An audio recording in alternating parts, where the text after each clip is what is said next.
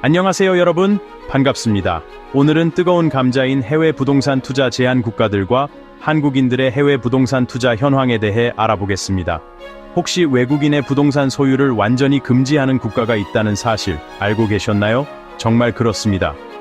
세계 곳곳을 잠깐 둘러보면서 어떤 나라들이 있고 그 이유는 무엇인지 살펴보도록 하죠. 먼저 북한은 외국인의 부동산 소유를 절대 허용하지 않습니다.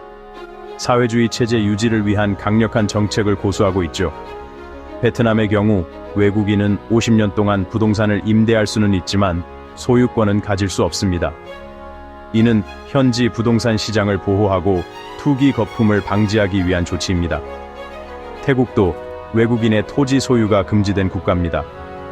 법인을 통해 우회적으로 소유할 수도 있지만 절차가 매우 복잡하고 수많은 규제가 따릅니다. 마치 김밥 재료처럼 엄청나게 많은 서류를 준비해야 하죠. 필리핀도 비슷한 제한이 있는데 토지 소유는 금지되지만 콘도는 최대 40%까지 소유할 수 있다는 특징이 있습니다. 스위스는 부동산 시장 안정을 위해 엄격한 규제를 시행하고 있어 외국인 구매자들이 진입하기 어렵습니다. 그리고 최근 호주는 2025년 4월 1일부터 2년간 외국인의 기존 주택 구매를 금지한다고 발표했습니다. 20채 이상의 신규 개발 주택은 예외입니다. 그렇다면 이런 제한을 두는 이유는 무엇일까요? 주로 외국 자본에 의한 투기 거품을 막고 현지 주택 가격 안정을 유지하며 국가 안보 문제를 해결하기 위해서입니다. 자, 이제 반대로 한국인들은 어디에 해외 부동산 투자를 하고 있을까요? 단연 1위는 미국입니다.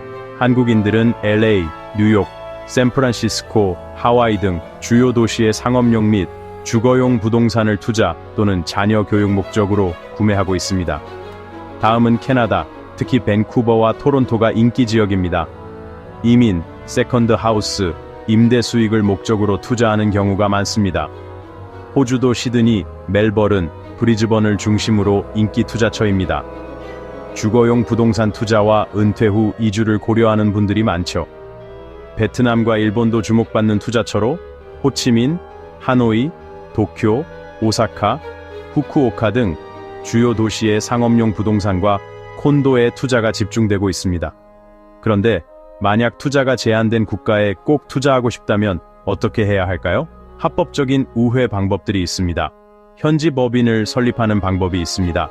하지만 대부분 현지 파트너가 지분의 과반수를 소유해야 합니다. 파트너에 대한 철저한 검증은 필수입니다. 마치 콩쥐팥쥐의 새엄마처럼 나쁜 사람을 만나면 큰일 나니까요. 장기 임대는 30년에서 99년까지 사용권을 확보하는 방법이지만 갱신 조건을 잘 살펴봐야 합니다.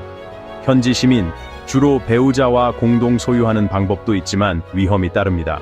확실한 법적 계약을 통해 자신의 권리를 보호해야 합니다. 일부 국가에서는 콘도와 같은 특정 유형의 부동산 소유를 허용하기도 하지만 관리비, 세금 등 추가 비용 발생 여부를 확인해야 합니다. 또는 상당한 금액의 부동산 투자를 조건으로 거주권을 제공하는 투자 비자를 고려할 수도 있습니다. 하지만 요구 조건은 변경될 수 있습니다. 마지막으로 REITs 또는 부동산 펀드를 통해 직접 부동산을 구매하지 않고 간접 투자하는 방법도 있지만 시장 위험이 따릅니다.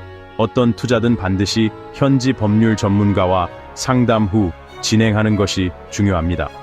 서류상 회사 설립이나 명의 신탁처럼 불법적인 방법은 절대 안 됩니다. 위험 부담이 너무 큽니다. 꼭 명심하세요. 시청해주셔서 감사합니다. 영상이 도움이 되었다면 좋아요, 구독, 알림 설정 부탁드립니다. 다음 영상에서 다시 만나요.